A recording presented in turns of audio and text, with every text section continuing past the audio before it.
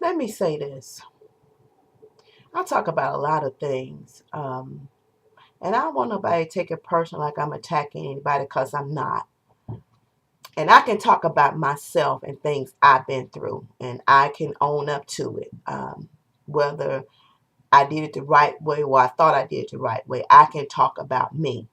And these are my feelings, how I feel about certain situations.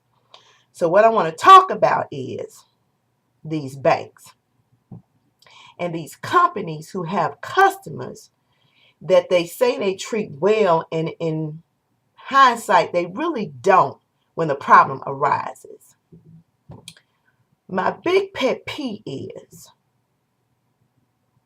we as taxpayers, through our government, bailed out the banks. And here's my problem. I understand it was to keep from a devastation crash from happening. I get that part. But what I don't get is you asked for help and somebody stepped up to the plate to assist you. There are people who work really hard, and there are crooked people who try to manipulate the system and use it to get extra and cuts off somebody who really needs it. My problem is when you have customers who struggling financially to make a payment on a mortgage, and you can assist in that endeavor without making it difficult for them. You can take some of the stress off the family, whether it be a single family household or a coupled household with kids. The bank can take the stresses off the family. If someone gets terminated from their job and they call the bank and say, look, I was terminated from my job. They was making the payments, but then money got tight because they didn't find a job as quick as they thought they would. Can you assist with my payments? Now, here's my problem. When you call them, they give you all this mumbo jumbo about what, you got to go through to get this assistance. That's a bunch of bull. If you felt that you deserve help with our tax dollars, then I think that the favor should be so returned to the people who work hard for it.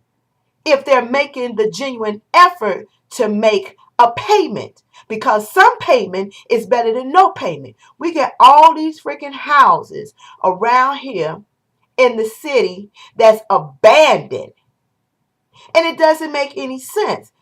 There's an abandoned building by me, and they want almost $200,000 for it. It don't make any sense. Now, if you want to build back up the economy, then I'm not saying sell for dirt cheap. Well, fix it where somebody can get it, and we can start building the economy back up.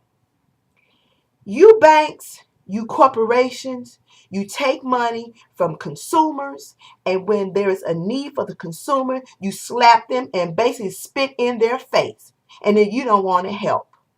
Here's my other pet peeve, and I have a pet peeve with Capital One. And I said this on one of my other videos about my car. Now, there's no secret, and I'm not ashamed of it. It ain't like I'm not able to work, because I am. But unfortunately, because of my age, it's a little difficult. But that's neither here nor there.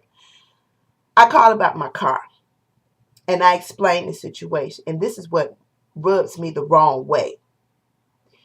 They don't want to work with you.